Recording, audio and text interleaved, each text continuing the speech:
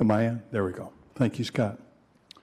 Well, it's nice to see everybody here in the chambers this cold end of the day here in March.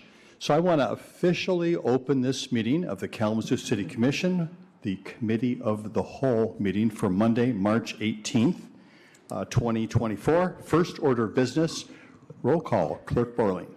Commissioner Cooney. Present. Commissioner Decker. Commissioner Hoffman. Present. Commissioner Pradel. Present. Commissioner Wilson. Present. Vice Mayor Hess. Present. Mayor Anderson. Here. Thank you, Clerk Borling. May we have a motion to excuse Commissioner Decker? So moved. Motion made by Commissioner Hoffman. Support. Supported by Commissioner Pradel. All in favor, please say aye. Aye. All opposed, nay. Thank you. Next is communications. Manager Ritzma. I have nothing, Your Honor. Thank you, Manager Ritzma. Next is our opportunity for public comment. If anyone is interested in making a public comment for our Committee of the Whole meeting, you can come forward now, please. You'll have 2 minutes. Please state your name and whether you live in the city.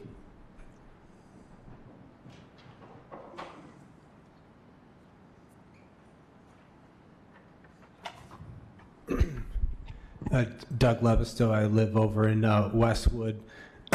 I'm a professor here at Western Michigan University. I also have the great honor of teaching Kalamazoo College students. I'm also a business owner in this city. I run Sleeping Giant Capital. We're an investment fund. And I just wanted to speak to just how important the topic is tonight about education and innovation in our city. If you think about the real things that move the needle in education, it's things that are on the vanguard. If you think about the Kalamazoo Promise, something that hadn't been seen before in the United States is here in our great city. We're doing some really fantastic work in our program that I think is really cutting edge. We're helping CEOs buy businesses at Sleeping Giant Capital. We're also finding opportunities to empower young people through our Young Professional Network and doing some really exciting immersive experiences with the Kalamazoo College students and Western students.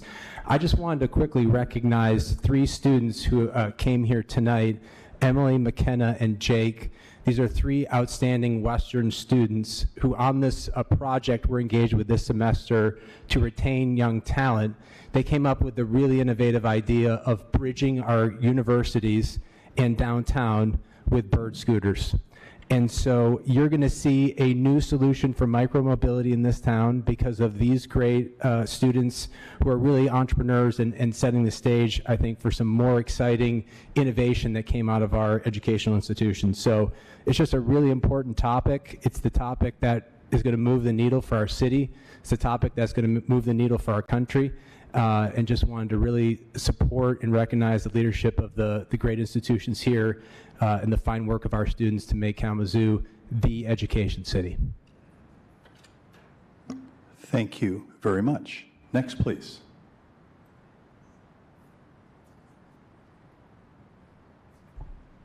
Hi, my name is Caleb Penning. I live at 620 West Cedar Street. Just coming to the City Commissioners meeting because of the property in my neighborhood at 432 South West Edge. This property has been a blight on my neighborhood for the past 2 years. It owes over $4,000 in property taxes. It hasn't paid in 2 years. It owes the city $6,000 in fines from the city having to clean up this property.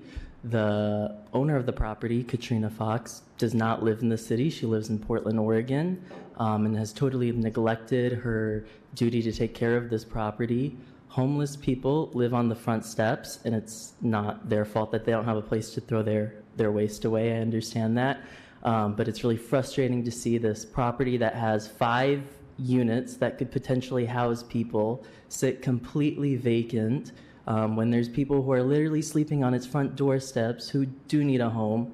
I just want the city to take action on this, especially in light of the Community Development Block Grant funding that the city will be considering soon, where nearly $500,000 will be spent on ordinance enforcement, and some of that is supposed to go towards finding these blighted properties and returning them back to homes for people in our community.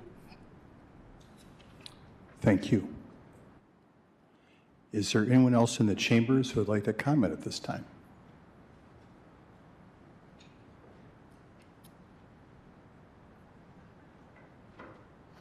Good afternoon. I'm Jane Ghosh, President and CEO of Discover Kalamazoo, the Convention of Visitors Bureau for Kalamazoo County. And I wanted to take a minute to acknowledge this event and the 3 institutions of education that are here with us today. Institutions of higher learning, of course, have an importance to our community. They also have an outsized importance to the visitor economy.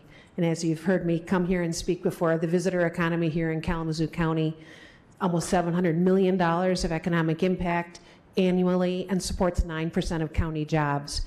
And these institutions of higher learning help in 3 ways. One is they help us bring in visitors. Visitors come to Kalamazoo County because of events that take place at these institutions of higher learning, because they're visiting their friends and family at the institutions of higher learning, and to check out and potentially come and enroll at these institutions. Secondly, because these institutions bring in students, those students then come and they go to our restaurants, they shop at our unique retail shops, they come and they experience our events. And that means that then those restaurants and shops and those events are vibrant and can sustain for both visitors and residents to enjoy. And then lastly, they are the source of future residents of Kalamazoo County. And unless we have a growing population, we can't sustain all of our restaurants and events and attractions and museums and all the wonderful performing arts we have in this community. And so I truly do believe that the success of these institutions, there goes the success of Kalamazoo County on many levels. And we're very fortunate to have them. And I strongly believe that we need to support them in any possible way. And the connectivity between the higher learning and our community, the downtown, and having students experience. Thank you.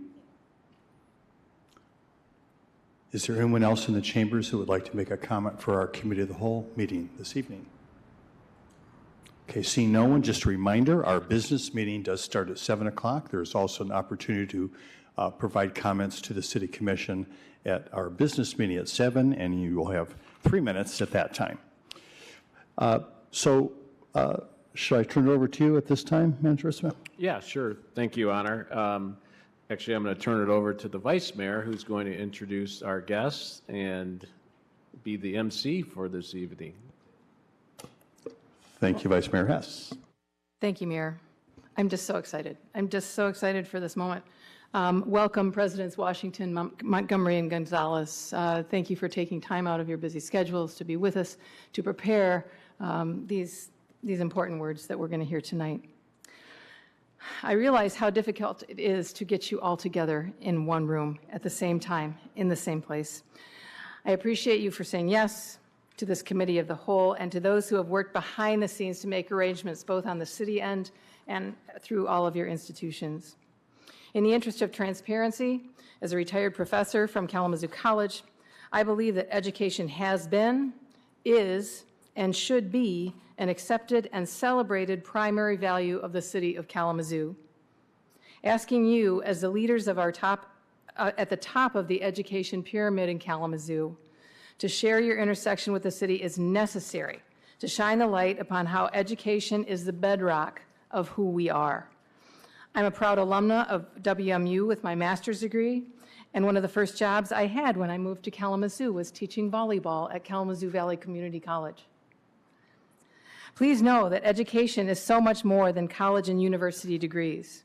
At its core, it's defined as to draw forth. That an education opportunity draws forth the passion, the purpose, and the best self of the learner. From birth and Cradle Kalamazoo through early childhood education opportunities, public and private K through 12 education, the promise, post-secondary opportunities, and a myriad of nonprofits like the Literacy Council, the Public Library, the Public Media Network, KidNet, and hundreds of others, up to and including hospice care. We both give and receive education throughout our lifetimes here in Kalamazoo. The opportunity to draw forth our best selves is everywhere in Kalamazoo. You know, we had a president that interviewed at Kalamazoo College before Dr. Gonzalez, and in the 90s. And he was speaking to the faculty, and he said, "You all don't know what you have here." We were all taken aback because we thought we had a lot and we knew it. But what he said was that the country didn't know, the world didn't know about Kalamazoo College, and he went about his tenure as president really putting Kalamazoo College on a larger map and a larger scale. So maybe here in Kalamazoo, we don't know what we have here either. That's why I wanted to ask you to come and talk about what you really do here. With education as our common value, we can move mountains. Commission just received letters from the 5th graders at Arcadia Elementary regarding homelessness here, with both questions and solutions. There's several of them, and Arcadia 5th graders, we hear you. As we look to eliminate generational poverty, address racism and every other kind of ism, create sustainability, address the gun violence epidemic, and create housing for all, we have to work toward a greater understanding, happiness, and abundance. Education is the way. In this Women's History Month, I want to honor our female leaders and teachers. Thank you, female leaders and teachers in this town. So many women stand upon your shoulders. Michelle Obama said, "The one thing that people can't take away from you is your education, and it is worth the investment." Lucinda Hinsdale Stone, wife of the first president of Kalamazoo College, was a foremost activist and educator of all in a time when women were not welcome in the classroom. Dr. Mers Tate, the first Black woman to graduate from WMU, and who is the inspiration for our local educational group, the Mers Tate Explorers. Pauline Bird Johnson, the first African American to be accepted at Kalamazoo College, who went on to a career in teaching at KPS as the first Black teacher here in Kalamazoo. Speaking of her great-grandmother, Pauline said, "I always remember that she never talked to me without emphasizing the importance of an education. I must learn.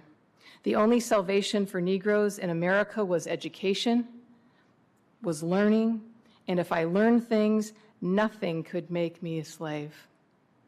Nothing could ever be taken from me if I put it in my mind." This evening, let us put education in our minds. I love what I see at all of our academic institutions and all of our educational opportunities throughout the city. Each of our institutions seeks to create alumni as lifelong learners. Let us sit back this evening and listen to our presidents as they bring a committee of the whole brand of education to all of us. We will go in alphabetical order of the institutions: Kalamazoo College, Kalamazoo Valley Community College, and finally Western Michigan University. So first, I'm pleased to welcome my final president from my years at Kalamazoo College, Dr. Jorge Gonzalez, who has been in that role since July of 2016. He's a graduate of the Monterey Institute of Technology in Monterrey, Mexico, and earned his master's degree and PhD in economics from Michigan State University. He embodies the college's motto, Lux Esto, or be light, as he always lights up the room. Dr. Gonzalez. Thank you so much. Vice Mayor Hess, so hard to call you Vice Mayor Hess, Jean. I remember when you told me you're going to retire, I thought there's absolutely no way on earth that she's going to retire. She's going to do something else, and you're doing something that is so important. Thank you. Thank you for the emphasis that you have put on Kalamazoo being an education city. Thank you for the opportunity to speak to all of you today. I love talking about K, but also I have an opportunity to thank the other institutions of higher education in town for the partnerships that we have, and also to thank all of you in this city for the support that you provide to Kalamazoo College. So what I want to do today is talk about three things. I'm going to talk about who we are in Kalamazoo College. Then, how do we engage with the city? And then finally, how does the city support us and can continue to support us as we go forward? So, who are we? Kalamazoo College is the oldest private college in the state of Michigan. We are the second oldest college or university in the state of Michigan. We are a private liberal arts college, and as a private liberal arts college, people think about us as being an institution that is there to serve the needs of wealthy students. Nothing can be further from the truth. That is not who we are. What we are, indeed, is a selective liberal arts institution that is totally committed to providing students with very strong education in the classroom, but we are passionate about experiential education. We believe that our students should learn in the classroom and then cross the street and engage the world with that knowledge. And they do it through studying abroad. They do it through internships all over our community. They do it through research projects all over our community and through civic engagement. We do provide individualized attention to our students. Our students work very closely with our faculty members. We have very strong programs in the disciplines that are in high demand in today's economy. We have historically strong programs in STEM disciplines. We have business, we have social sciences, and we have the arts and humanities that feed the soul of our nation and our world. So we have broad-based programs in many, many different fields. When I said that we are not an institution that serves primarily wealthy students, it's because that is a fact. For the last 2 decades, we have embarked in a project to change the student body at K. Today, out of the roughly 1,400 students that we have, 24% come from low-income families. 22% of our students are first in the families to go to college. 31% are students of color, and about 5% are international students. We are totally committed that any student out there that wants to come to a small liberal arts college, regardless of the lottery of birth, they should have access to Kalamazoo College. Regardless of the family income, Kalamazoo College should be there for them. And we're making it happen. And we make it happen through a combination of financial aid that we provide our students. Literally, 98% of our students receive financial aid. 98%. Our students receive that financial aid through funds that we get from the federal government, from the state government, but the overwhelming majority of the financial aid comes from Kalamazoo College resources. We invest in them because we believe in them. We know that academic quality, intellectual ability, entrepreneurial ability is equally divided among all groups in society. And we need to provide an open door to all of those groups to be able to come to our college. After financial aid, the average student at K pays the equivalent what they will pay at the University of Michigan. So once again, if you hear anyone say Kalamazoo College is not accessible to students from low-income backgrounds, please correct them. That is not the case. Now, despite the fact that we've never really been a wealthy institution, because we are not, and in our history we have not been, we do offer the kind of education that many wealthy institutions do.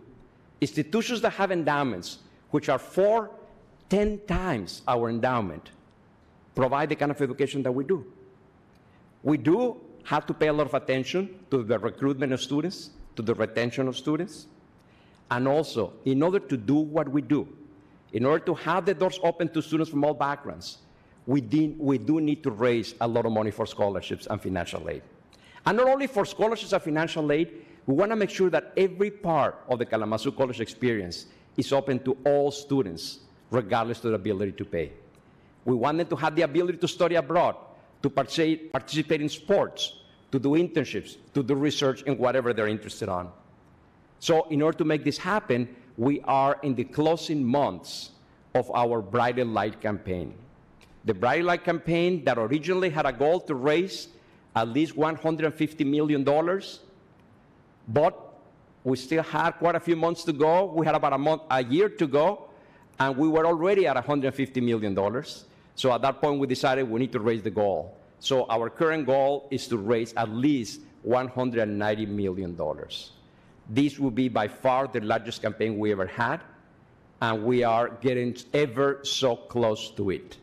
The opportunity to contribute is still there. So anybody watching, still there. And again, this is to support the mission of the college, which is to provide a superb education to students regardless of their ability to pay. So that's who we are. How do we engage the city of Kalamazoo? We are so fortunate to be located in Kalamazoo. Many of our peers are located in small towns. When they cross the street, they leave their town. In Kalamazoo, when we cross the street, we have a thriving community that offers so much for us. So we absolutely engage with the city. And we engage with the city through internships, through jobs, through civic engagement. And Amina will give you more information about this. Roughly every year, 15 to 20% of our graduates stay in Kalamazoo. And they stay in Kalamazoo to take jobs at Bronson Healthcare, at Pfizer, at Stryker, at Charles River Laboratories, and many actually stay to go to graduate school at Western Michigan. Others stay to start businesses, and I'll talk about that in just a minute. So the engagement with the city is mostly done through 4 centers that we have at the college. The first one, the Mary Jane Underwood Stryker Center for Civic Engagement. This center has partnerships with over 30 local organizations, including the City of Kalamazoo and the Kalamazoo Public Schools. And in those engagements, our students do internships, they do community-based coursework, they have student-driven programs, they work in El Sol Elementary School, they work in a variety of places throughout the city. And one example, we have the Swim for Success program. In the Swim for Success program, we bring kids from our community to our campus, where our students tutor the students, and that is, I guess, what they have to do in order to be able to learn how to swim. So we get a win-win. When you talk about having a win-win, this is a perfect example. The kids come to the campus, they see themselves on the campus as a possibility for them in the future, and they also learn a really important life skill, talking about swimming. Moving on, the Larry J. Bell Environmental Stewardship Center, which, by the way, is named after a person that came to Kalamazoo, Larry Bell, because he came to Kalamazoo College. After Kalamazoo College, he stayed in the city, and he developed a business in the city that has provided jobs for many, many people. And now, through the years, he's contributed philanthropically to many great causes, including our college. So we have the Larry J. Bell Environmental Stewardship Center, and that basically also includes the Lillian Anderson Arboretum, where many people in our community go to seek nature and rest. Moving on, our Center for Career and Professional Development. This is the place where our students receive the training to get ready to move on to their professional lives. And this is the place where many of the linkages to our local businesses happen. This is where our students go to get placed in internships in many different businesses in Kalamazoo, and also to go to get jobs in many different organizations within Kalamazoo. And then finally, the ARCO Center for Social Justice Leadership, which is a center that is there to develop leaders that are going to fight for human rights and social justice. This center works very closely with many social justice organizations in town, and to organize events, to provide leadership support, and to bring the community to the campus and to take our campus to the community. You will notice, by the way, of the 4 centers that I just named, only one does not have a name, the Center for Career and Professional Development. Anybody interested? I'll be glad to talk. It's a very important center. Never pass up an opportunity. So other partnerships that exist in the community, and it was so interesting that Doug, where are you, Doug? And I spoke a minute ago, he didn't know I had this slide in here. I was going to talk about a really fascinating partnership that Doug, working together with one of our business faculty, created, where they bring together students from Kalamazoo College and Western Michigan to work together to support local organizations. Last year, they were supporting a construction company. This year, they're working on a project, how to retain talent in Kalamazoo. It is a brilliant idea, and something that I loved about it, and I don't know whether Doug said this or not. Doug graduated from Kalamazoo College, by the way. I'm talking about graduating from Kalamazoo College, and I love telling stories. I promise I won't tell very many because my clock is not running, so it's good. And Recently, an employee from the college told me that she was talking to the teacher of one of her kids in school, in the public schools in Kalamazoo, and she said, you know what, I am so glad that I have one K student working with me and helping me develop things for the classroom.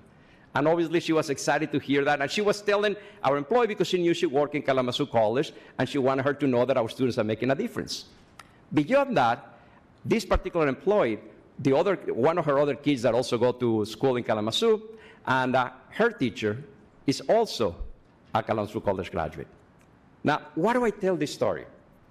Because we're a small institution. Compared to the other institutions in town, we're relatively small. Sometimes the impact of what we do can be hidden and not known. Most of the parents in that school do not know that there's a Kalamazoo College student helping in there, or that one of the teachers graduated from Kalamazoo College. But we are immersed in many activities throughout the city, supporting things that matter for this city. So even though you don't know about it, it is there. And what I want, in part, is to make sure that all these contributions to the city and to our community are visible. Beyond that, and again, I know one of our speakers a minute ago talked about this, we contribute to the city through culture, competition, and entertainment. Arts and culture, we have so many events on campus that are open to the Kalamazoo community, and indeed, there are people from all over the community that come to attend these events. And we have 18 varsity sports. Talking about 18 varsity sports, some do remarkable things. I don't know how many of you heard. This year, we had a woman in the football team, and not only she's a woman in the football team, she made history by being the first woman in the NCAA history to score points beyond kicking. She actually caught a two-point conversion. No woman before had done it. This is just an example of things that do happen at the college, and we're so proud of it. And that we host any number of community ensembles, the Philharmonia, that brings together students from Kalamazoo College and people from the community and people from our other colleges and universities. The Kalamazoo Choral Arts, same story. The Academy Street Winds, same story. And obviously, our facilities are used by a variety of local schools and organizations. And finally, many people have been married in our beautiful Stetson Chapel. When we're trying to raise money for Stetson Chapel, there were so many people in the community that died, they're not there, and they're happily married, and therefore, we hope they contribute. Anyway, so the contributions are, again, all over the place in terms of our impact. Now, there's another part of the impact of the college, which is the economic impact on the city. The economic impact, obviously, our students that come from all over the country and all over the world bring money to this community that otherwise would not be here. Our faculty, our staff, and obviously the college as well contributes to the local economy by our spending. In terms of other things that we bring to this community, the National Boys Tennis Tournament, all of you know this tournament has happened in Kalamazoo for 80 years. For 80 years, the top 16 and 18-year-old boys that play tennis in the United States have played in Kalamazoo. And with them come hundreds of people that stay in our hotels, spend money in the restaurants, etc.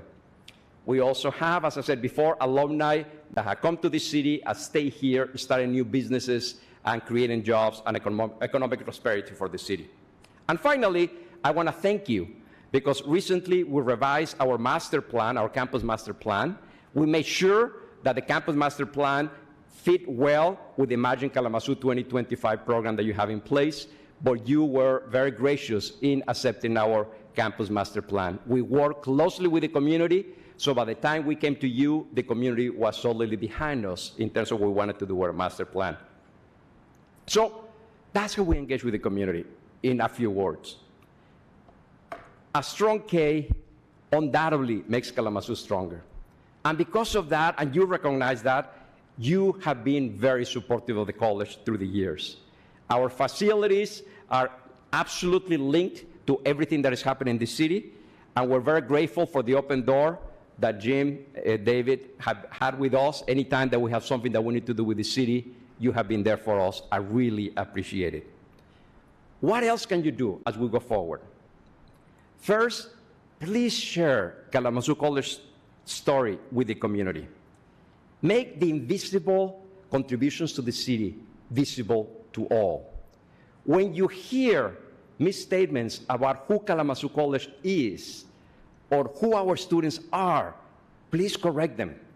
When your neighborhoods and students say, well, that's not a school for me because that's only for the wealthy kids, please tell them that is not true. We're there for everyone, and we want to be there for everyone.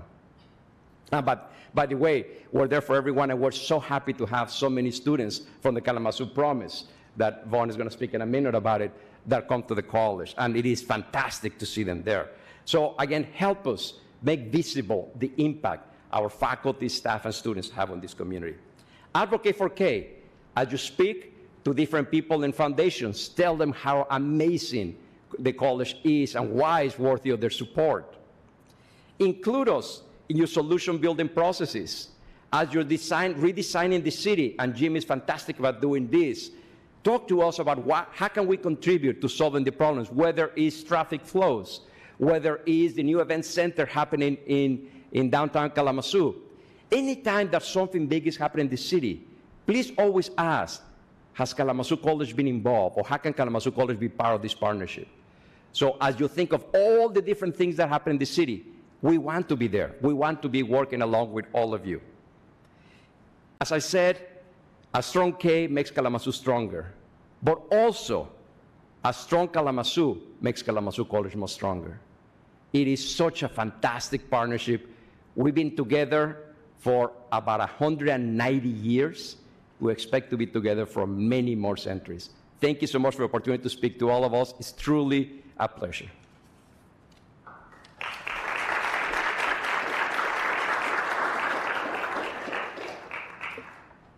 Thank you, Dr. Gonzalez. You can tell you're an economist, and you're always taking that opportunity. We can tell you're in fundraising mode. And a dollar spent at K is a dollar well spent. Thank you so much. We will have an opportunity for questions and answers with the three presidents after all of them have presented here. Next, we welcome Dr. Marshall Washington, who has been at KVCC since July of 2018.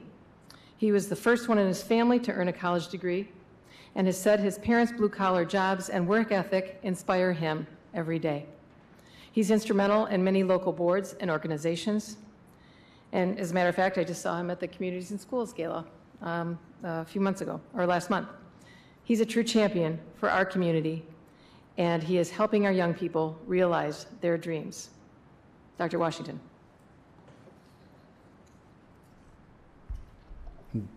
Well, good afternoon, everyone. It certainly is my pleasure to present to you around the value of Kalamazoo Valley Community College and the partnerships with our city and within our region. I want to thank the mayor for your leadership and your service, and to all the commissioners here that serve. And thank you, Vice Mayor Hess, for the invitation. Well, community colleges are uniquely an American educational model designed to guarantee access to affordable, high-quality higher education for all. They serve as an on-ramp for most of the demographically and socioeconomically diverse students. The credentials earned by our students prepare them to transfer to four-year institutions to fill in-demand careers and jobs in fields including healthcare, skilled and professional trades, technology, culinary arts, art and new media, and many, many more career paths. Community colleges like Kalamazoo Valley Community College are vital to our local and state economies. Frankly, I'm proud of the impact that our students and our graduates have on our community we serve. With more than 312 students have enrolled in the college since its founding in 1966, and many of our graduates stay in the area after degree completion to help make the region prosperous and vibrant because they call Kalamazoo home. Imagine a world without nurses, EMTs, welders, HVAC technicians. You know, that person that shows up at your home before they even get out their truck is $200. Brewers, auto mechanics, dental hygienists. Community colleges play an important role in making our lives better. Our skilled and technical training programs are successful because of our strong partnerships with industry employers. These programs and their partnerships were designed to address regional economic needs. These partnerships enable the college to create a pipeline of talented and well-trained employees ready to assume important roles in our community. Very specifically, community colleges are often at the center of workforce and economic development in our regions. Working with employers, offices of economic development, workforce boards, and other organizations together to improve the economic prosperity of businesses, workers, and the communities that they serve. The goals of a community college lead workforce and economic development efforts are in three areas. One, improved economic prosperity for workers, businesses, and communities. Two, increased use of innovative educational training practices.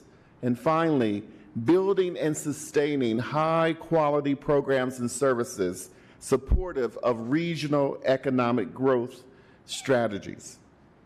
Community colleges graduates will become employees with valuable credentials that will help build and reinvigorate the middle class. The training provided by community colleges can rebuild the U.S. workforce, improve its global competitiveness, address inequality, reverse the decline of the middle class, and restore the promise of what all of us really want, is the American dream. This community college approach is most capable of reaching today's increasingly diverse learners.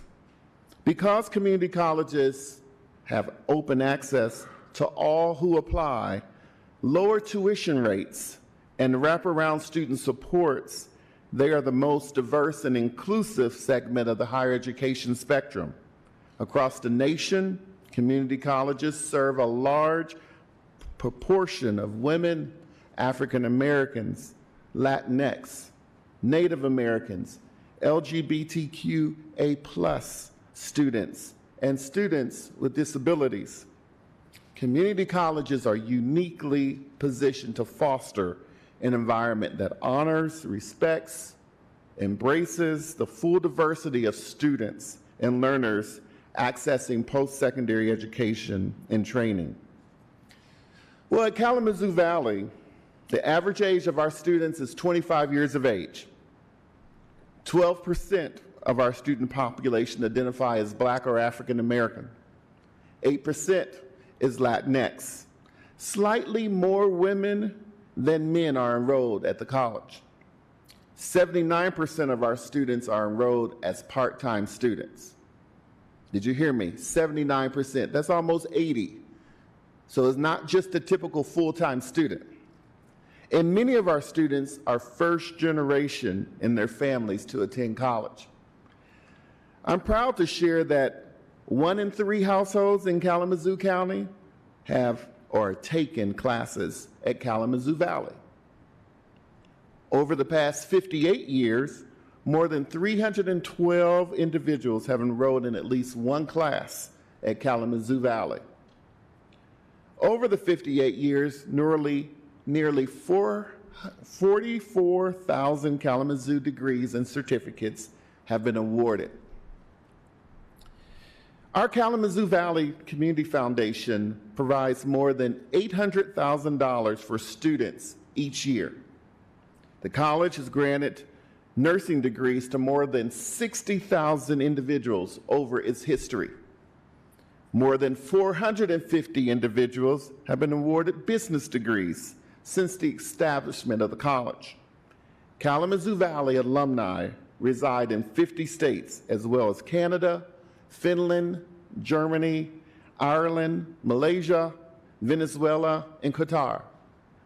Second-year medical students enrolled at our own Western Michigan University Homer Stryker, MD, School of Medicine receive medical culinary education and hands-on training at Kalamazoo Valley Community College each year. I bet you that's a fact that you didn't know. More than 2,400 students have graduated from Kalamazoo Valley's Law Enforcement Training Academy. Some of those that are serving right on your own staffs. And Kalamazoo Valley now serves more than 9,000 learners annually on all 4 campuses.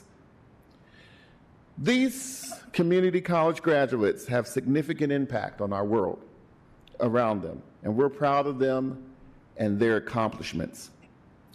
In addition to what many people envision as traditional skills training programs, Kalamazoo Valley also has an enterprise operation, such as the Kalamazoo Valley Museum, contributing to the cultural arts. As a part of the significant economic development of Kalamazoo Valley's and Kalamazoo's downtown in the early 1990s, and at the community's request, the college assumed the governance of the museum. The museum offers a family-friendly exhibit programming, and it's free of charge to the community and public. The Kalamazoo Valley Community Museum has become an important tourist destination, and more than 100,000 visitors visit there annually. Guests stay in area hotels, as was said earlier, and dine at many of our Kalamazoo restaurants. The museum is an educational and tourism economic driver, helping to support a vibrant downtown. Along with the Center for New Media and Anna Whitten Hall on the college's Arcadia Commons campus, the Kalamazoo Valley Museum anchors the revitalized near north side of Kalamazoo. Now students from all walks of life are taking classes and preparing for emerging careers in downtown Kalamazoo. In May 2013, Kalamazoo Valley and Bronson Healthcare partnered on another impressive downtown economic redevelopment initiative. In cooperation with the Integrated Services of Kalamazoo, Kalamazoo Valley, and Bronson, the college announced plans to develop a campus focused on wellness and food sustainability. The Bronson Healthy Living Campus, a part of the Edison neighborhood, is located on a 13.3 acres of previously unused land donated by Bronson. What once was some called a blighted area, Kalamazoo Valley expanded its footprint with 2 modern structures and expanded its curriculum to include training in culinary arts, sustainable food production, and also food safety. The college moved its nursing and emergency medical technician and respiratory therapy programs to the Culinary and Allied Health Program building in 2016. The close proximity to mental health services provided by Integrated Services of Kalamazoo keeps the focus of overall good health, because health is just not the head down, it's our whole body. And including mental health as the college works to increase community understanding of access to healthy food and nutrition. Our Food Innovation Center is located on East Crosstown Parkway, and Valley Hub is part of that enterprise. Valley Hub is an urban farm, food hub, and educational center. Valley Hub showcases a range of sustainable agricultural practices. The 5-acre site includes an indoor grow room, a heated greenhouse, outside raised beds, and several solar hoop houses.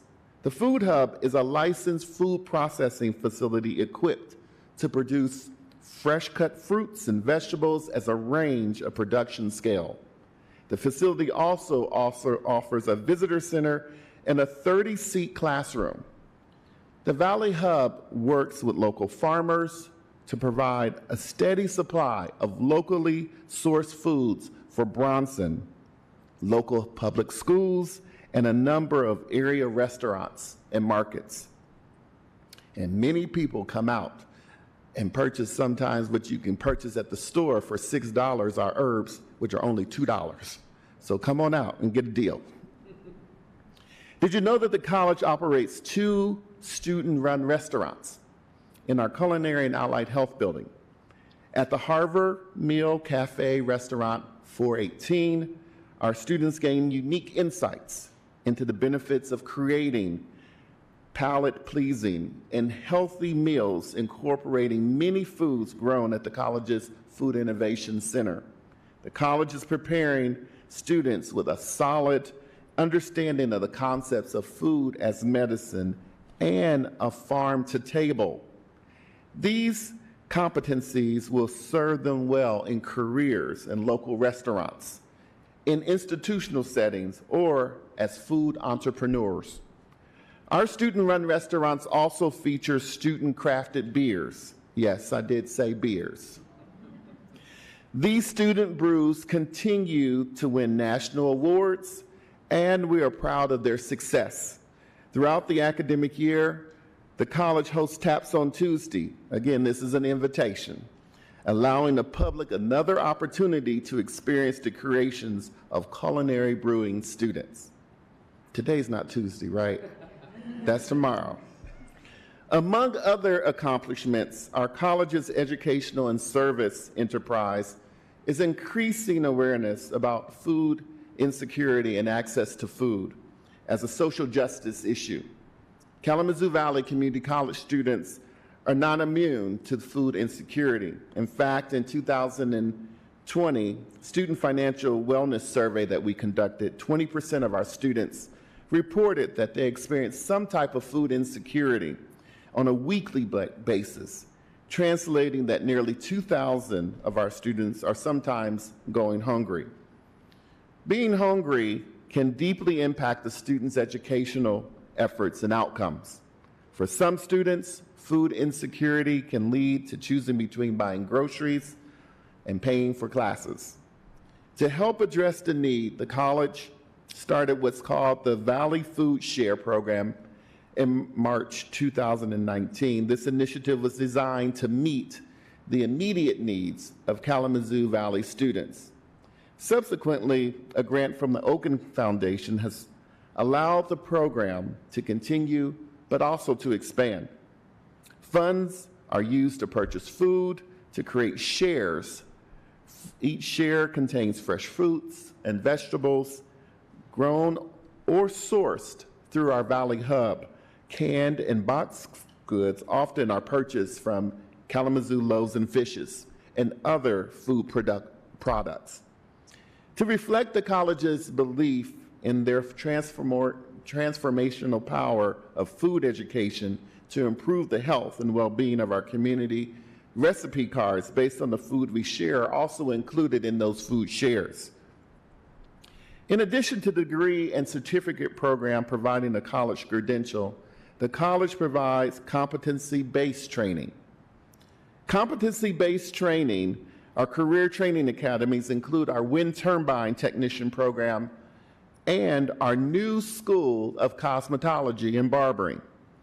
The Wind Turbine Technician Academy was launched in 2009 and has earned a reputation as the premier source for wind industry professionals, not just here in Kalamazoo and not just here in the United States, but globally. The School of Cosmetology and Barbering began just this year, January 2024, and we will be fully open for enrollment upcoming this fall. The college also offers customized workforce development training for area employers.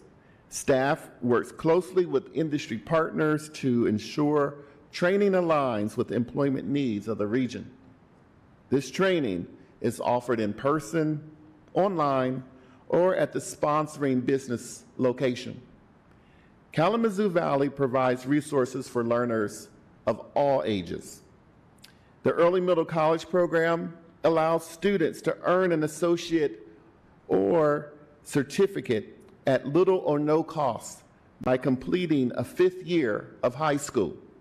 Students delay their high school graduation for 1 year while they take college classes at Kalamazoo Valley. When they graduate, they will have earned a high school diploma and a college credential. Our school partners include 46 high schools in Kalamazoo and Van Buren counties. Tuition and fees are paid by the local school districts and also through their state allowed maximum. Currently, there are 518 students enrolled in this college program, and I am happy to share that 75 early middle college students will graduate in the next coming months. Let's give them a hand, please.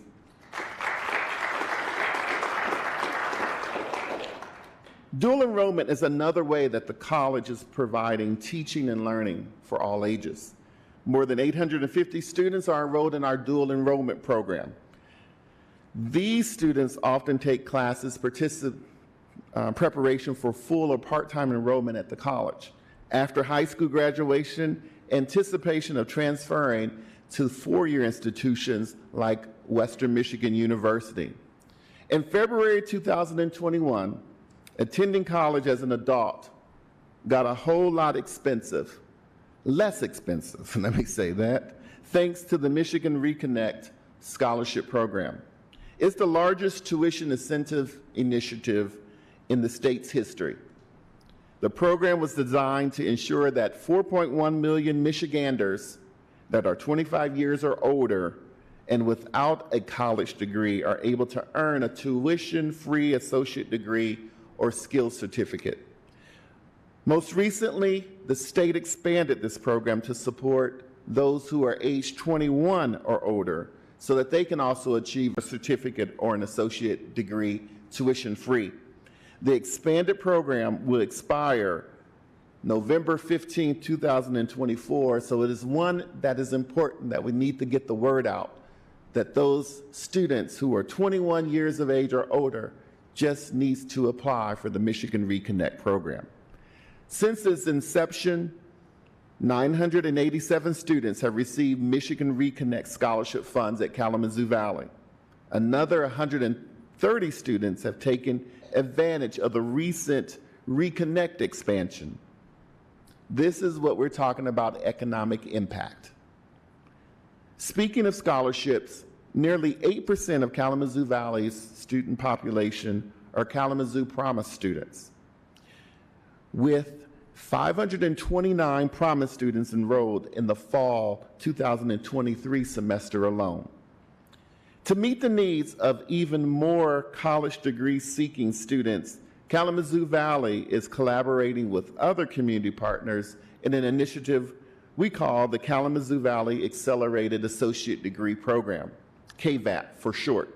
KVAP is designed to ensure that students from across the entire county can attend college full-time to complete their associate degree in a timely manner. This initiative covers the cost of tuition and fees and books for participants who reside in Kalamazoo County and Matawan who are Pell Grant eligible.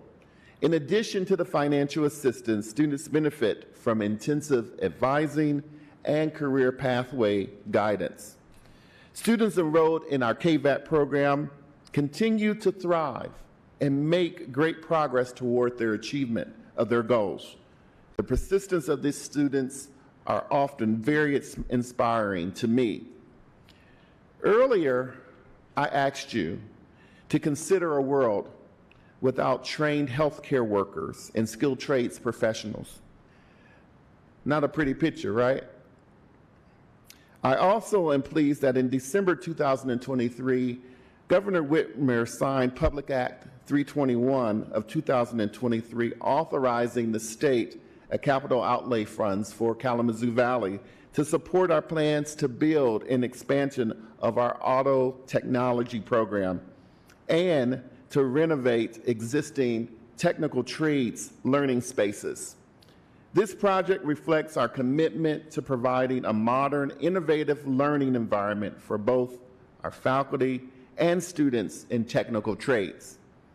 We still have work to fully provide and realize this vision. The state's $19.5 million of allotted funds will provide only after we secure the additional $19.5 million in matching funds and after we provide a complete architectural proposal for the final approval. We're optimistic, and again, that's a place where you can help. This investment will allow the college to continue to provide high quality, relevant skills training, and to prepare the next generation of highly educated and skilled professionals who make the quality of many of our lives enjoyable each day. These improvements have long been necessary, and moving forward aggressively to upgrade our facilities and to build upon our growing apprenticeship and internship programs. Our apprenticeship program is a method of career preparation for in-demand jobs, which do not lend themselves to preparation for just classroom study alone. Do we have anyone who's done an internship or apprenticeship before? Great. It's on-the-job training and technical related instruction of theory and practice. Technical schools and community colleges typically provide the additional classroom instruction. The program allows for advancement and progressive wages and are funded by sponsorship employers. Throughout the time, apprentices work and learn and earn as employees. Programs are endorsed and registered by the U.S. Department of Labor. Upon completion, apprentices receive a nationally recognized certificate from the U.S. Department of Labor and as proof of their qualification. Kalamazoo Valley classroom instruction received during the apprenticeship counts towards other licenses, certifications, and of course the college degree, making the employee even more marketable. There are more than 320 Kalamazoo Valley students participating in the college's apprenticeship program with more than 70 different companies across our region, including Pergo, American Axle, Stryker Instruments, Landscape Forms, Parker Haffen Metal Technologies, and Esper Electric. So, what are community colleges? They're not junior or somewhat lesser than schools. And community colleges are not necessarily just vocational schools. Community colleges are respectable collaborators and leaders and partners, creating innovative and equitable opportunities to prepare our students for existing and emerging careers. For more than 58 years, Kalamazoo Valley Community College has been in this space. And I won't just say in this space, but at the forefront of this space and change of the workforce and economic development table, collaborating with local, regional, and state partners, creating innovative educational and training programs that fuel our economy. We're delighted to continue to be a part of the Kalamazoo community and look forward to another 58 years. So with that, we will continue to create innovative, equitable opportunities that empower all to learn, grow, and thrive.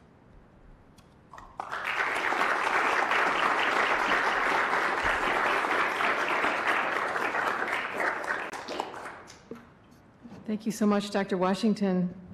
I love that collaboration piece, and that's what you do so very, very well. And as I Googled up education cities, the only other one I could find was in Qatar, so it's a good thing we have some alumni over there. Last, but certainly not least, Dr. Edward Montgomery, who began as a president of WMU on August 1st of 2017, received his bachelor's degree from Penn State and master's and PhD from Harvard University. A nationally known labor economist, he has enjoyed a 35-plus year academic career and played major roles in both the Clinton and Obama administrations. He's held faculty positions at Carnegie Mellon and Michigan State. Was there a Michigan State connection there, Dr. Gonzalez and Dr. Montgomery? I thought so. University as well as the University of Maryland. He's now deep in the work of transforming the landscape of the campus while his administration, faculty and staff and students work on unique and transformative programs of their own. I know 15 minutes isn't enough time, but give us what you have of that 30,000-foot view of your intersection with our fair city. Dr. Montgomery.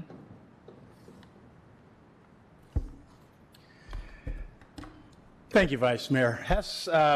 Thank you, Commission, for giving us the opportunity, along with my partners at K College and Kalamazoo Valley Community College, to talk about the higher education ecosystem.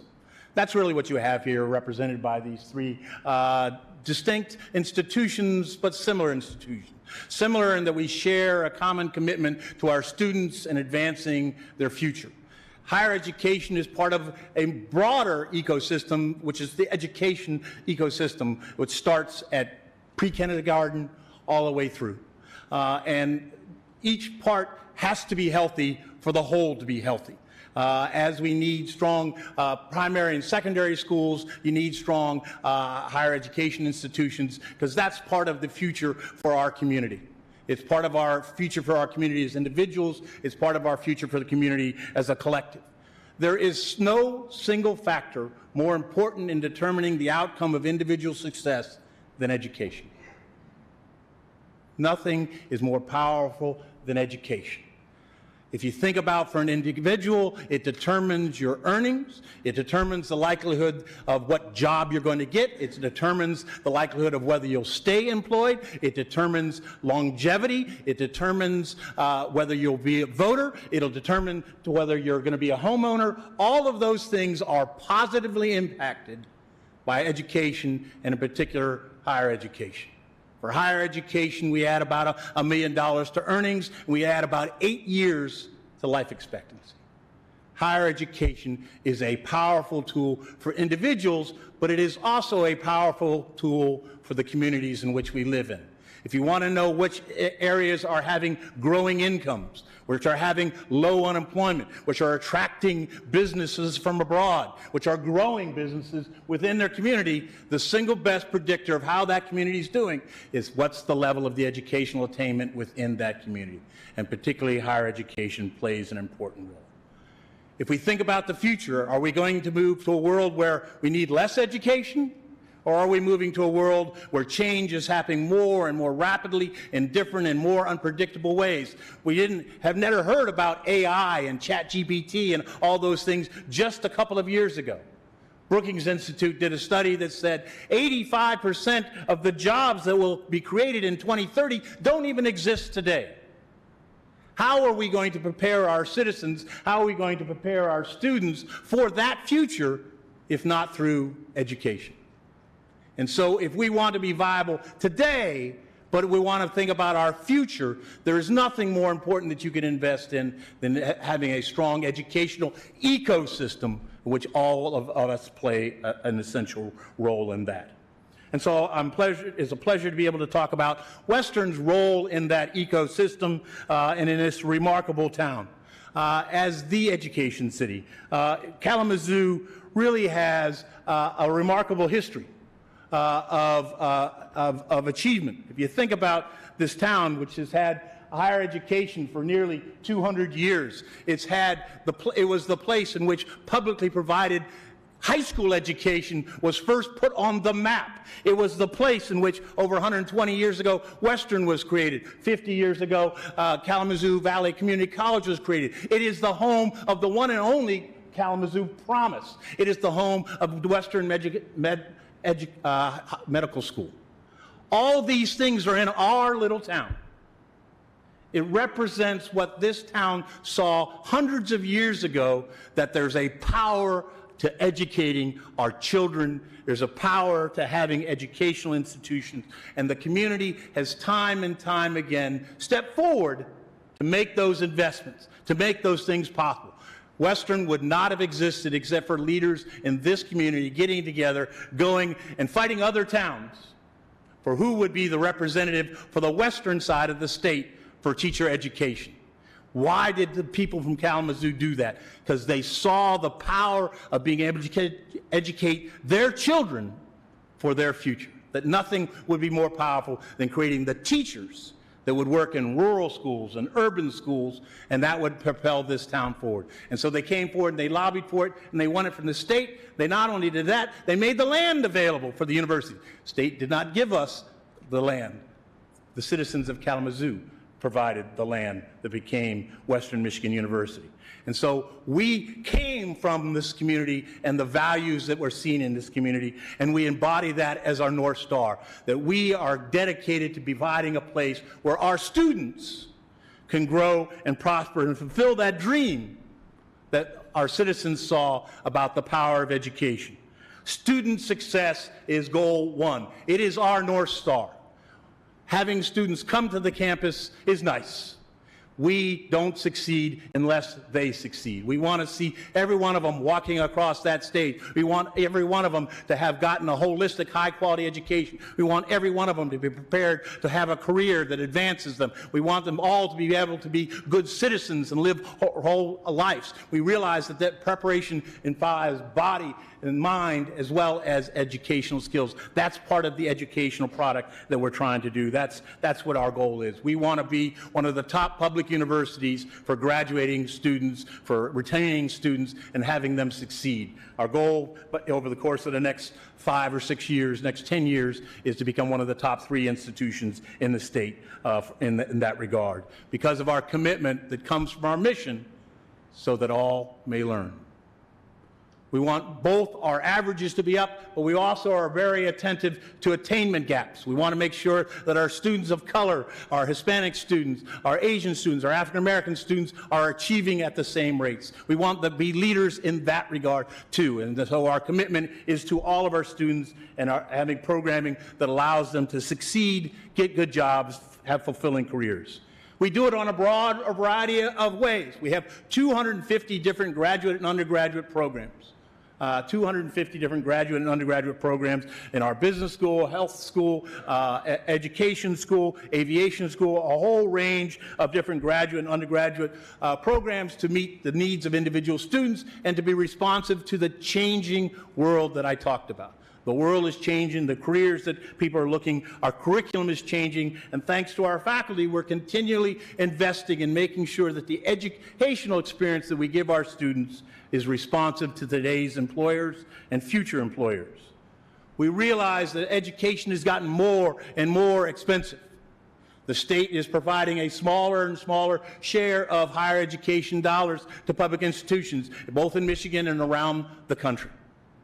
And so we need to make sure that that doesn't close the door. And so, as my partner institutions have also said, we've made a commitment to access. We made a commitment to provide a means for our students to come here. 98% of the students who have financial needs get money at Western Michigan University. Our Empowering Futures Promise, which was a gift from our alumni, one of the main purposes of that is to promote and keep access available. And so we made a Bronco Promise that allows students from low-income households to guarantee to become Western tuition-free.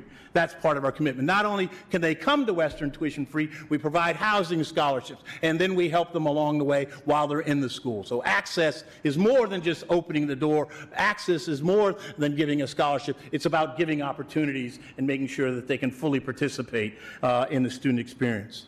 A key part of the student experience, we said, happens in the classroom, but another key part happens outside the classroom, what we call experience-driven learning. It's something that you would be hardly surprised that a teacher college would have.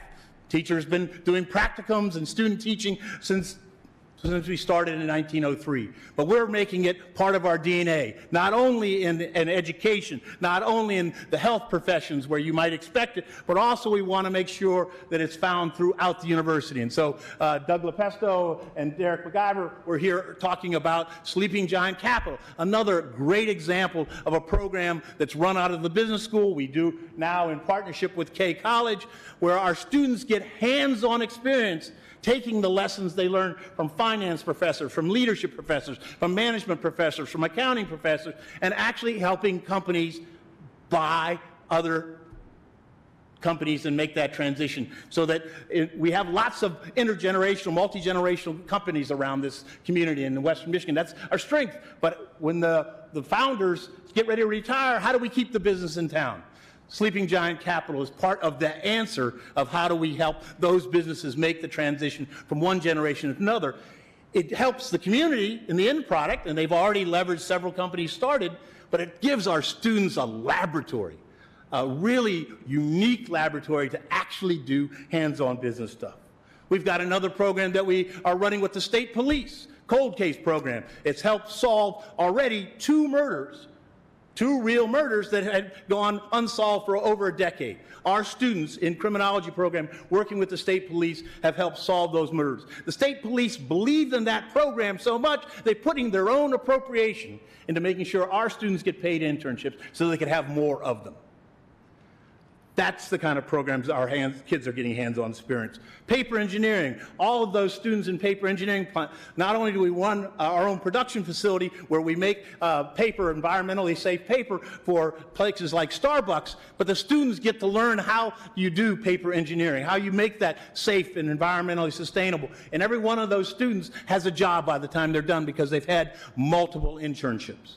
Internships are powerful things for showing you what you can do with that degree. They're also powerful saying, I don't like to do that. So both positive and good ones. We've all had bad jobs that said, no, that's not what I want to do. That's powerful too.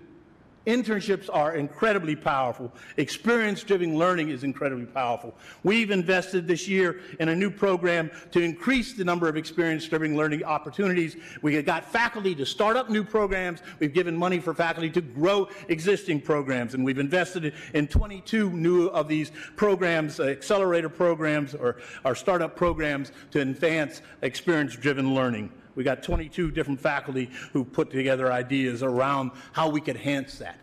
It's already working. 9 out of 10 Broncos have a job within months of graduating. 90% of them are in their chosen field. 90% of them are jobs they like. You can't do better than that. But we're going to keep trying to do better than that and keep making sure that we succeed. And so we're investing in ways our students can succeed in life.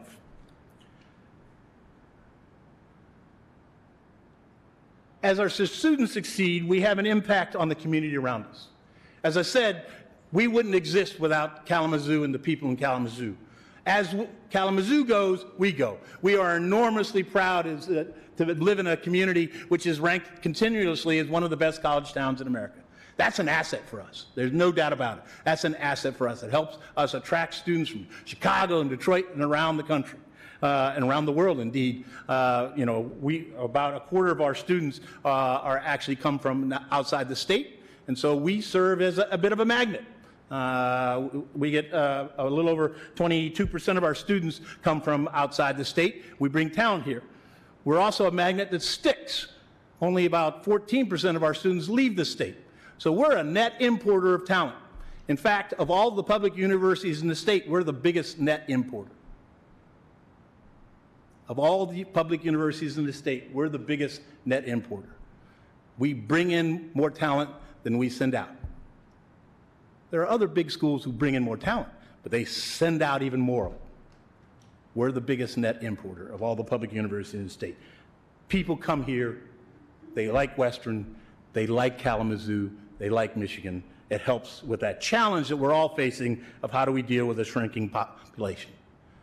Western, in addition to its impact on bringing in talent, generates through its spending, I think some of you got to take a tour of the new Dunbar Hall. That's a facility that's really state-of-the-art. It's one of the best communications and dance studios that you'll find on any university. That's going to have a powerful impact on our students. But that $40 million project created construction jobs, it created supplier jobs, and as it attracts students, those students spend money in this town. And so Western has a little over $1 billion. Let me repeat that. Western has over $1 billion in economic impact on Kalamazoo every single year. Because our folks and the students who come spend their dollars here, which creates jobs, which creates opportunities for this community. And so as Western is healthy, as Western is growing, that helps and feeds back into a virtuous loop for Kalamazoo. In addition to those obvious economic ways, our faculty are engaged in research and other ways in which they affect the quality of life in our community. Our faculty this last year generated about $36 million in research expenditures. Those research expenditures, again, generate economic impact on our community, but that research is doing things. That research is doing things that affects us at home. So let me give you just a few examples. Asylum Lake. We have an issue with Asylum Lake and water runoff from the roads. And how do we protect from the salt water, particularly if you're in Michigan where we put salt down all the time? How do we do that? So we've got faculty now who are engaged in a research study about how do we take the salt out of the water for runoff. That has the potential to dramatically improve the environment at Asylum Lake. Our education schools got a $32 million grant to help K through 12 institutions improve reading. That's in Western Michigan area. That's using that research to directly affect the well-being of our kids and their ability to, and that most important talent, reading and mathematics. In addition, we just recently got a grant for helping with carbon capture. For those who care about greenhouse gases and emissions, Western Michigan has places and an ability to actually be a place where we could capture carbon, take it out of the air, and store it in salt mines. Western Michigan University is the home of the Geological Survey, has access to our knowledge about our geology, and has scientists who are specializing in carbon capture. And so we just got a federal grant that helped us with that. And I could go on. We have people working on PFAS, a problem we've all heard about, electric batteries, and of course we have faculty who work on blindness and low vision, and other aspects which affect other parts of our community. We have counseling faculty working in the Washington Writers Academy. So not only are we doing work on campus, we're taking that work into the community, providing services to our folks.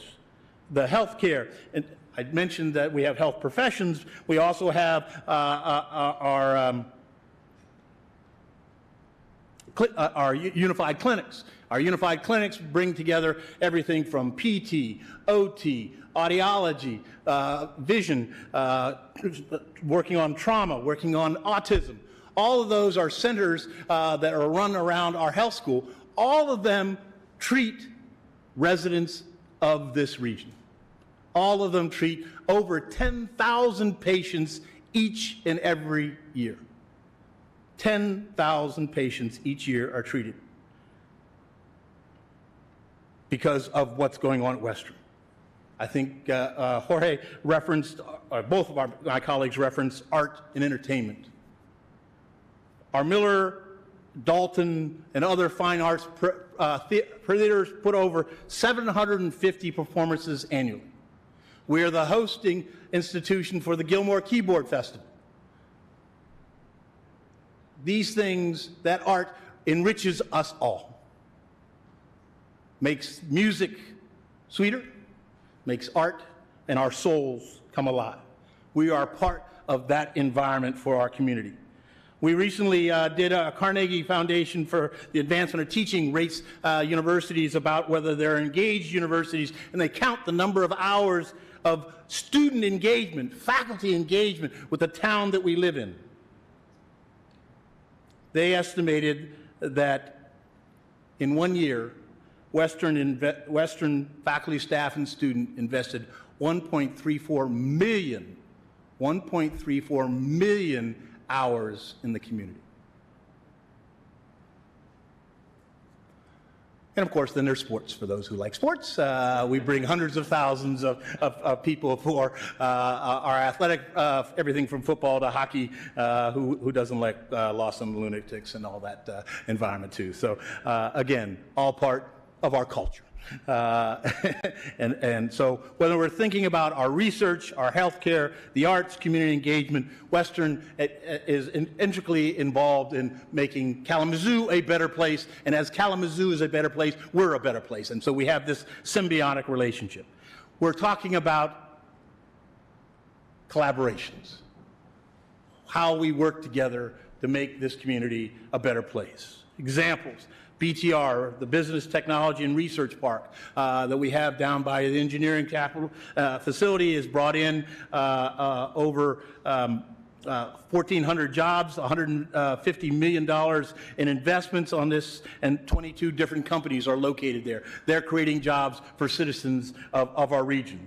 We've got a BTR2 just across the road. That's becoming fully subscribed. There's synergy and job creation, new business formation going on. We have the Bioscience Research and Commercialization Center that's located around that area. It's also created 56 different life science companies spun off from that and created hundreds of jobs for our region by attracting MEDC money, startup money, and being a place where new companies can start. We are committed to being engaged with the local corporate sector, and that includes both for-profit businesses, but also nonprofits. So we have a whole engagement around corporate engagement. I would encourage you to go to corporate-engagement-wmich.edu, or I'm sorry, it's wmich.edu/corporate. It's a website. We want to make it as easy as possible for organizations in our community to work with us. Partly, it will give our students that experience-driven learning. Partly, it allows our faculty to engage. Partly, it allows us to be a good citizen for the community. So I urge us, that's one way that we can work more and more together. We're also the home of the local Small Business Development Center. That deals with over 400 new small businesses who are looking to start up. Of those small businesses that are looking to start up, over half are women-owned, about 40% are minority-owned businesses. And so we're the center of giving expertise for those people who want to start a new business, and we do that in conjunction with the U.S. Small Business Administration and MEDC. And so those are just some examples of the ways in which we like to partner with the community around us and generate win-win circumstance. I talked about internships. We thought internships are so important. Obviously, we embedded it in experience-driven learning. Then we used some of the money from our Empowering Futures gift to create a program we call Bronco Lead Paid Interns. Because I realized there are students who were like I was when I was in college. I couldn't do an unpaid intern. I needed money. And so there are students who want opportunities, but they can't do it for free. And similarly, we recognized that there were small businesses, not-profits, who couldn't really afford to pay fully for an intern. And so we put our money into this program that matches these organizations with our students to provide them opportunities. And so some of the students are learning everything from grant writing skills to you name it. We started with Kalamazoo businesses, areas and nonprofits in this area to support that ecosystem. And then lastly, I want to thank the city for working with us on safety. And I think there have been some good partnerships on how we've helped to enhance some of our neighborhoods and make the road safety. That's a win-win, because when you ask parents what do they worry about, what do they care about when they think about a city where their kids going to school, it's public safety. And so having those kinds of win-wins, I can't thank you enough for creating those kinds of opportunities for us as well. And that's it. So let me, hopefully I didn't too much violate, you got an old professor up here. We don't do much in 15 minutes, but I just want to say this is a special town, and to have these kind of hearings where you talk about being the education city, it refers to that kinds of 200-year commitment to the power of education and higher education in particular. And so I couldn't be happier to be here and to be part of Kalamazoo with that. So I'll stop.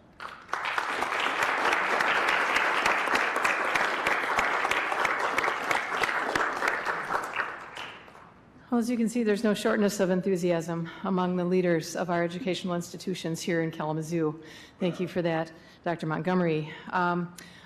We'd like to welcome Von Washington, the Executive Director of Community Relations of the Kalamazoo Promise, which supports all three of these institutions, to make a few comments. But while he's doing that, if you all three would like to take a seat here at the table for Q&A, for a bit of Q&A, after Von is finished, we can move on. Good afternoon, and thank you for this opportunity. Mayor Anderson, commissioners, Vice Mayor Hess, I will thank you next time if we have this situation to allow me to go before these individuals, even though I only have a few moments for my remarks. My goodness, what else needs to be said, correct? 18 years ago now, the Kalamazoo Promise was announced. Many of you and many in this community know exactly where they were when it was announced, what they were doing, and who they were with.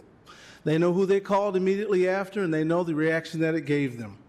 Now we stand here 18 years later in discussions about an education city. We often talk about it. I've had opportunities to talk with Vice Mayor Hess, and when we talk about that, the first thing that we think about is an education city. What would that really look like? Is it having just 3 remarkable, world-renowned institutions of higher education in our city? You could say, yeah. Is it that there is a scholarship that is offered to the students of the Kalamazoo Public Schools that is unmatched in generosity, thought, kindness, and care in the world? You could say that too. You could talk about our K-12 institutions that we have that are working tirelessly to try to educate students so they can receive any of these opportunities that are in front of them. You could say that too. But would we sit down as a community and say to ourselves, looking back 18 years, that we leveraged the heck out of the Kalamazoo Promise, and that we leveraged it for good and lasting impact in the community? And that would be a question I think would take some time to answer. Because even though the scholarship is a wonderful thing, and we heard about all the remarkable things and the assets these institutions are, but I'm going to tell you now, if they had another 20 minutes, the things that we didn't hear are about what keeps them up at night. How does each individual student make it through the challenges that they face in their education journey? How do they, for those who have very little, find the resources and the energy and the focus and the time to get up and even make it to the campuses? How do they find the way, despite many of the other challenges they had, their foundation in education, their family circumstances? Because we know, even though you were awarded the Kalamazoo Promise because you graduated yesterday, every challenge that you had yesterday, you have today. The line that draws us all together, the line that draws all of Kalamazoo together, is one steeped in the value of education. President Montgomery ran the numbers because so many today are wondering about the value of higher education.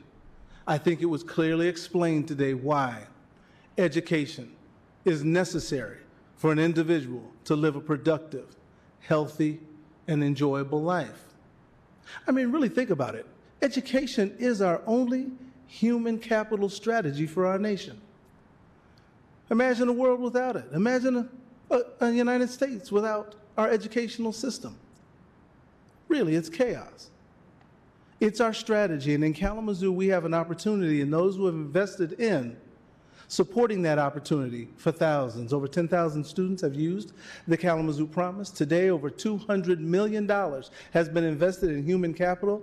In case you didn't know it, and Dr. Washington talked about adult learners, you have 10 years to use your Kalamazoo Promise scholarship. This makes it distinct and unique above any, and it is first dollar. We don't care about your family situation. We're paying your tuition and mandatory fees no matter what. These are all remarkable attributes to this scholarship.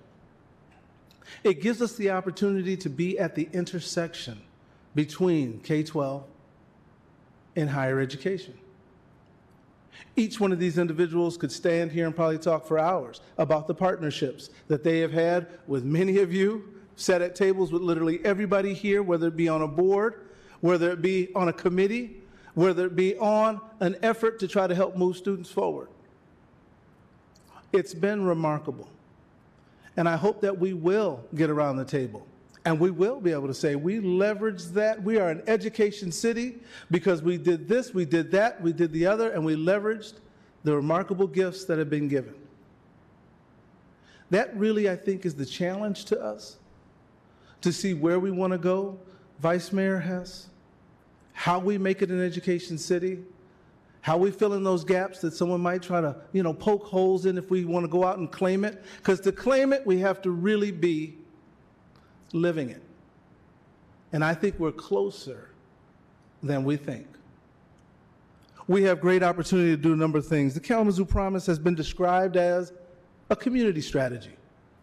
It's been described as an education strategy. It's been described as an economic strategy. And it has been described as a human capital strategy. The beauty of the anonymous donors is they didn't tell us one or the other. We get to choose it. I think of it as if someone ran into Bronson Park one night, set it down, and ran away from it and said, let's see what a community does with this. And that's where we are. I thank you for the opportunity to speak.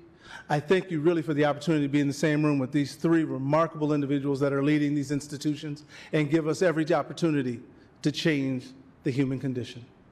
Thank you very much.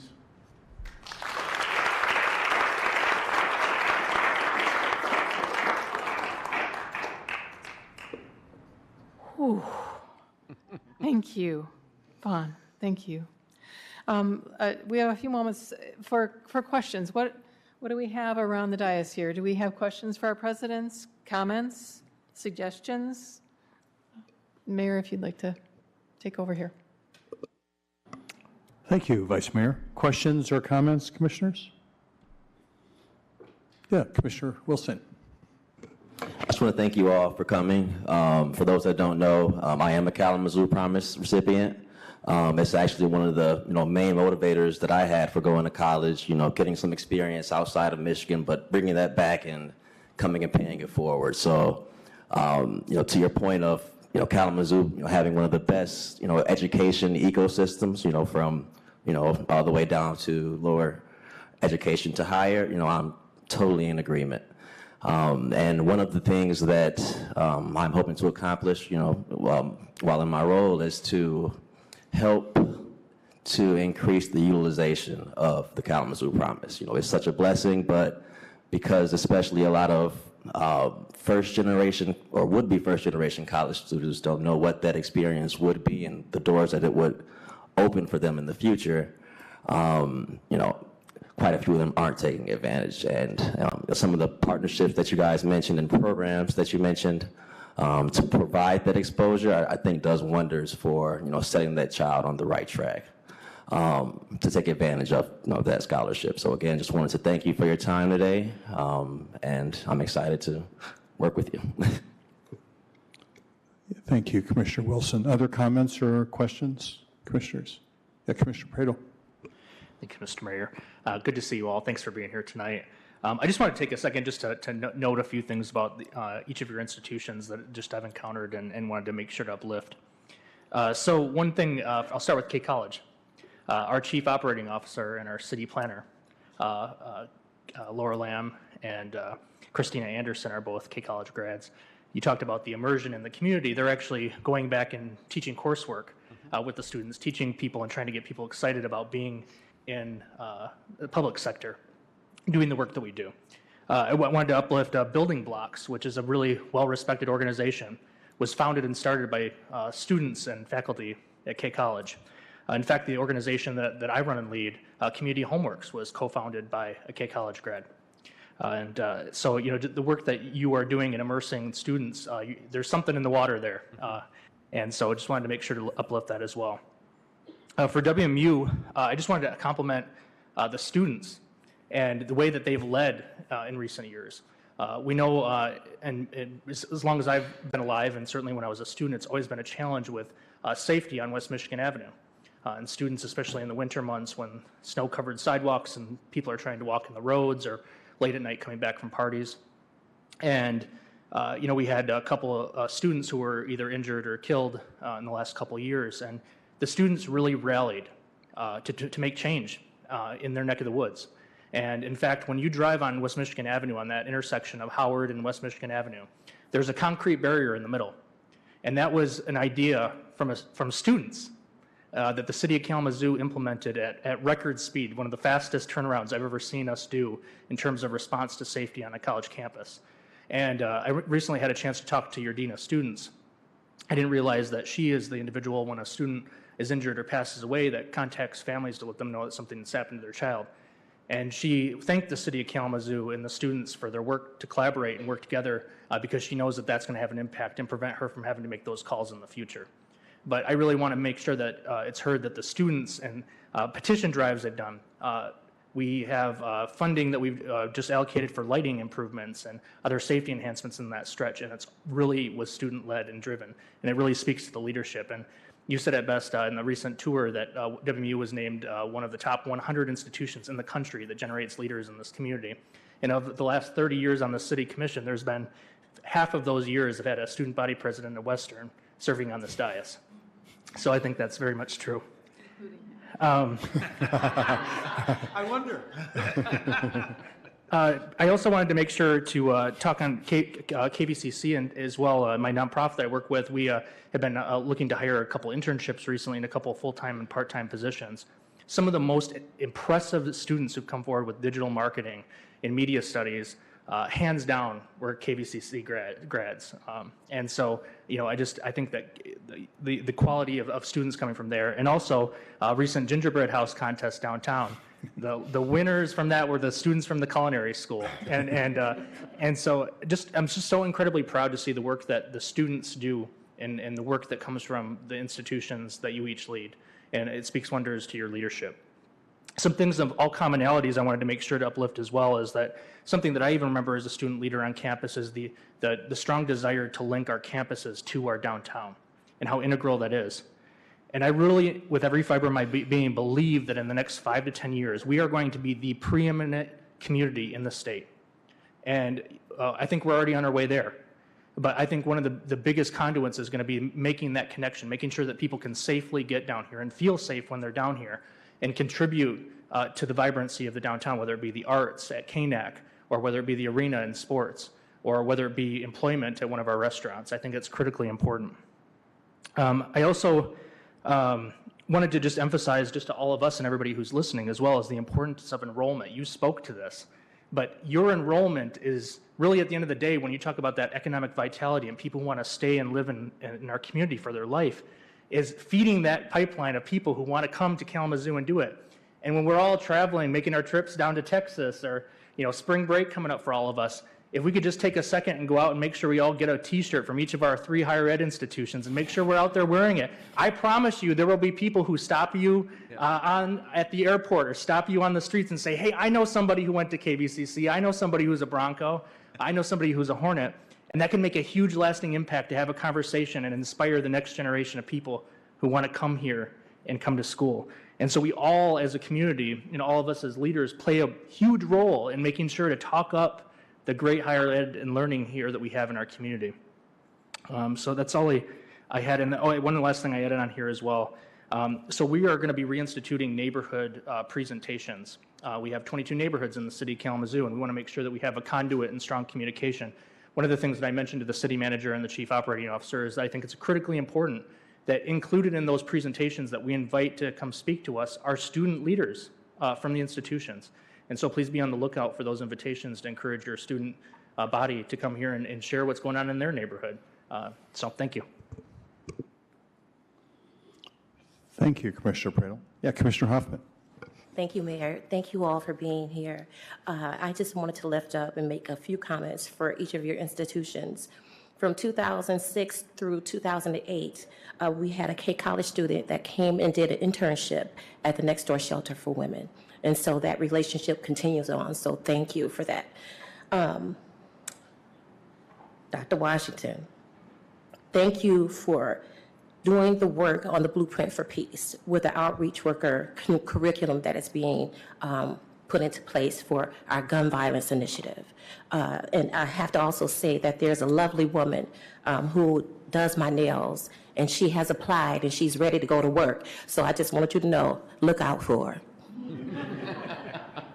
And then Dr. Montgomery, Open Doors Kalamazoo, along with Kalamazoo Neighborhood Housing Services, created a program called Humanities for Everybody. It was a partnership with your humanities department where they brought college-level courses to the inner city. And we had professors, we had Dr. Ben Wilson, we had Denny, and all these people for years coming, and we had community members that could apply, and everything was for free. And that was such a powerful partnership up until the pandemic hit. I hope to see that come back. It was wonderful. We had, people from all age groups that came. And you would think that people that are unhoused don't know, we have this perception that they are deficient in some way. And it's so not true. It was so many brilliant minds in those classes that they presented weekly. It was a 6 to 8 week cohort. We did it around the year. And so I just hope, because it was a beautiful thing, to have your professors come to the hood and sit with just regular, normal people, and they did it with joy. And it made the people feel so inspired, and it lifted up our community in an entirely different way. So I just want to say thank you to all of you for doing that outreach, because it is important, and it does make an impact. It touched my soul. Thank you, Commissioner Hoffman. Any other comments or questions? Yes, Dr. Cooney. Thank you, Mayor. First of all, thank you so much.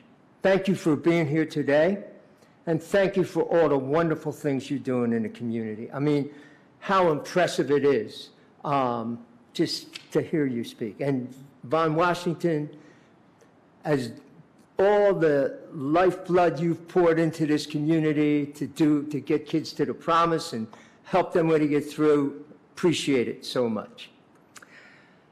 But despite all our efforts, we know that 56% of the families in the city of Kalamazoo can't meet their monthly bills. We know that we got 200 kids in Kalamazoo public schools who are homeless. And we know from an article in the paper a couple weeks ago, the superintendent of schools saying, why aren't we outraged when we look at the number of kids that aren't graduating in 4 years, our reading scores in third grade? This is a challenge. I just hope that we can work closer together.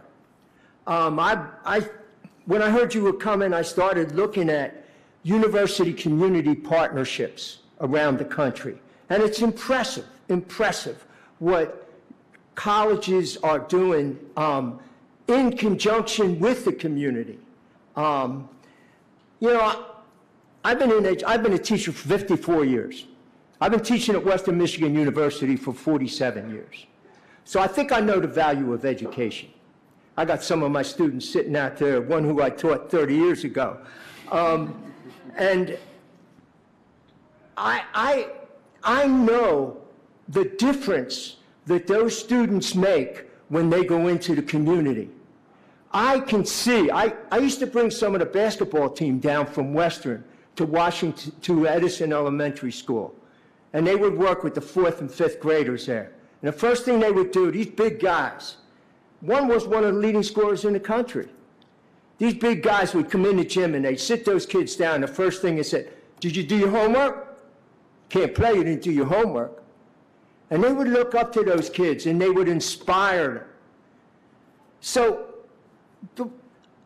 my proposal is, why don't we have an urban center, an urban university community center right in the community where we could bring our students, where we could bring the resources from our faculty right in the middle of that community. And it would make such a difference. My favorite educator is Paulo Freire from Brazil. And he said, we learn in order to heal the sufferings of others. And I think that's the best thing we can teach our students. That they're not just learning for themselves, but they're learning for the community. They're learning for everybody else. And you know as well as I do that the education they get from dealing with ordinary people in the community is worth everything we do in the classroom. So I think we could work closer together. I think we could merge all the great resources that you folks have and the resources that our efforts up here into doing better for our community. And I hope we find a way to do that. Thank you, Dr. Cooney. Any other comments, follow-up questions at this time? All right, so we have a meeting that starts at 7, And I want to make sure we have a little bio break before that for the team up here. So there's really not going to be extended, maybe not any time for a Q&A, I would suggest, unless someone wants to say something about that. But I just wanted to say this, is that, you know, we are so honored, all of us, to have you here. I really, really appreciate the effort you made. You just don't show up. You have to prepare in advance for these kinds of things. So I want to thank you and all your teams that helped you get ready for this event. Seriously, so I appreciate that.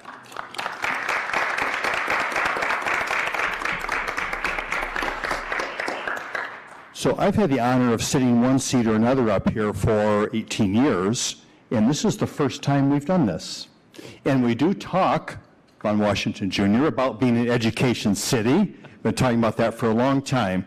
And I do think that, Dr. Cooney, the nut of this question is we can talk about all the resources that we have here. And whether it's these institutions, whether it's the Kalamazoo Promise, and yet all of us every day at our institutions are managing our budgets and our own challenges and making sure that we're doing the best job we can where we are. But it does boil down to this question that I think we were left with from our great executive director of the Kalamazoo Promise here, is that what are we going to do with it? What are we going to do together that makes a difference?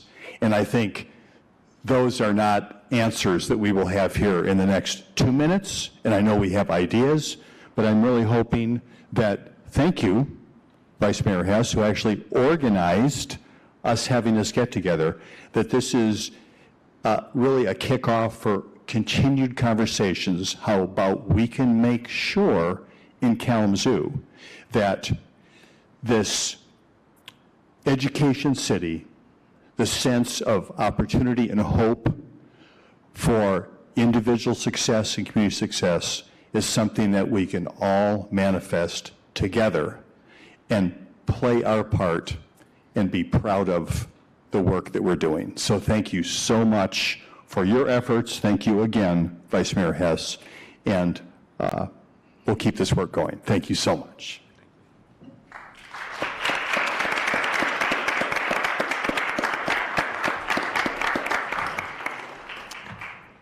The next thing on our agenda is commissioner comments. Are there any comments for Committee of the Whole meeting? All right, thank you so much, commissioners.